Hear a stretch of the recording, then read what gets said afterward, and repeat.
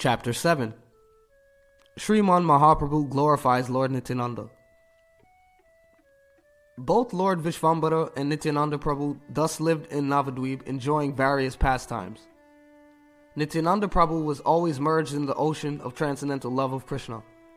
He constantly behaved like an ordinary child. He loved everyone and spoke with them in a sweet voice. He often danced, sang, played musical instruments, and laughed to himself. Sometimes, out of his own sentiment, he roared loudly, striking everyone with wonder. In the rainy season, when the Ganges filled with fierce waves and crocodiles, Lord Nityananda fearlessly swam and floated in her waters. Though everyone who saw him floating in the Ganges would lament, shouting, "Alas, alas!"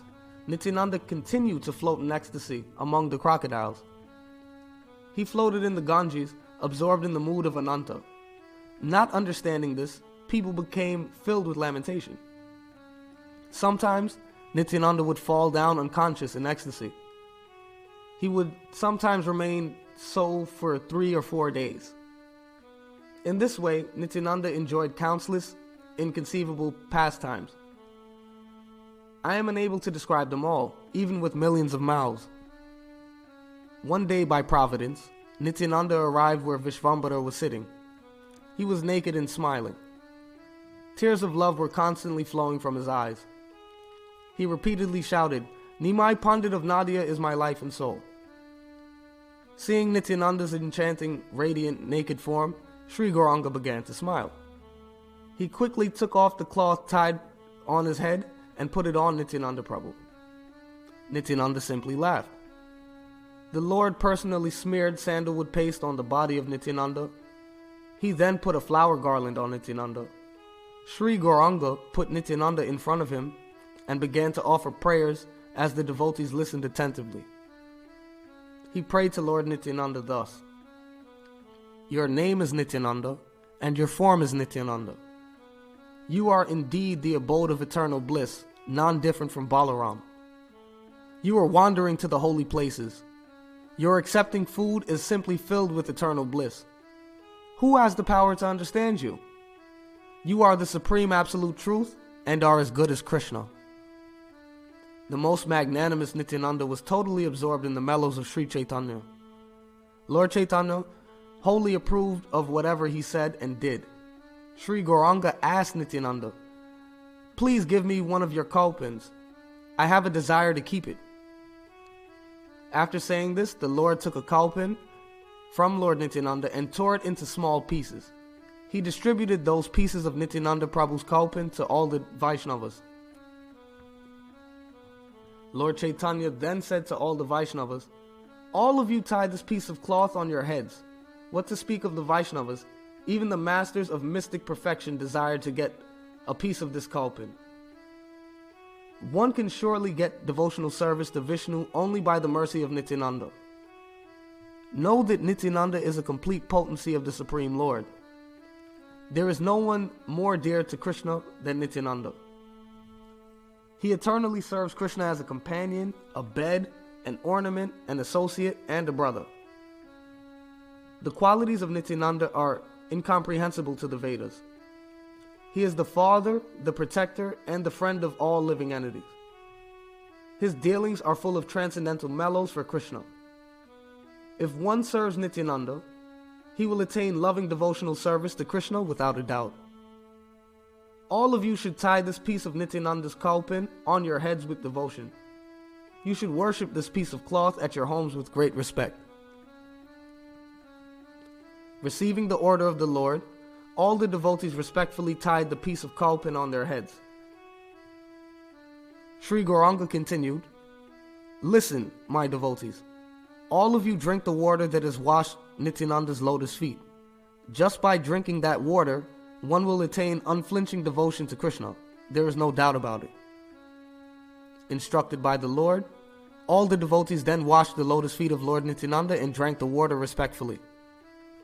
In fact, every devotee drank the water 5 or 7 times.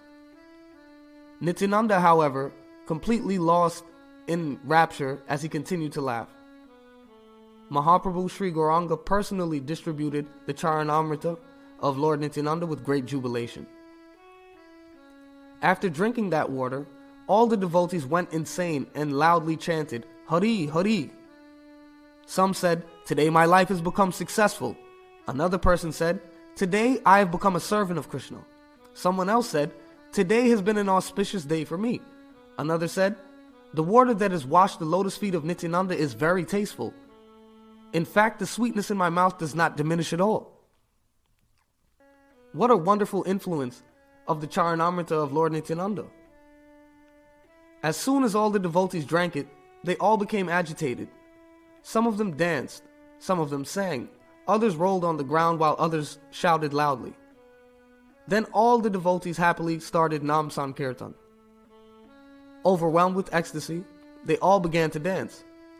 Soon, Sri Gaurachandra rose and began to dance wonderfully while roaring like a lion. Instantly, Nityananda also got up, and then both the lords began to dance around all of the devotees. Someone fell on another person while another caught him in his arms. Someone tried to take the dust of another and put it on his head. Someone embraced another and began to cry. It is very difficult to describe the activities of the devotees at that time. No one was afraid to dance with the lords. Both the lords and their servants danced together. Nityananda and Chaitanya embraced each other, joyfully dancing in ecstasy. Being mad with transcendental loving mellows, the Lord of Vaikuntha danced along with his associates. The pastimes of the Lord are endless. The Vedas describe these pastimes as appearance and disappearance. After dancing throughout the day, Lord Gaura Hari then sat down surrounded by his associates. He clapped his hands 3 times and said in a grave and pretentious manner, whoever puts faith and devotion in Nityananda Swarup actually does it to me. Even Lord Brahma and Lord Shiva eternally worship his lotus feet. Therefore, all of you should keep love and devotion in him. If anyone maintains even a tinge of enmity towards Nityananda, then even if such a person is a devotee, he is not dear to me. If air that has touched Nityananda's body touches anyone, then Lord Krishna will never leave such a person. Hearing these words from the Lord, all the devotees loudly exclaimed, Joy, joy! If one hears these topics with devotion, Lord Gaurachandra becomes his life and soul. Those who have personally seen these pastimes of Nityananda Swarup certainly know his glories.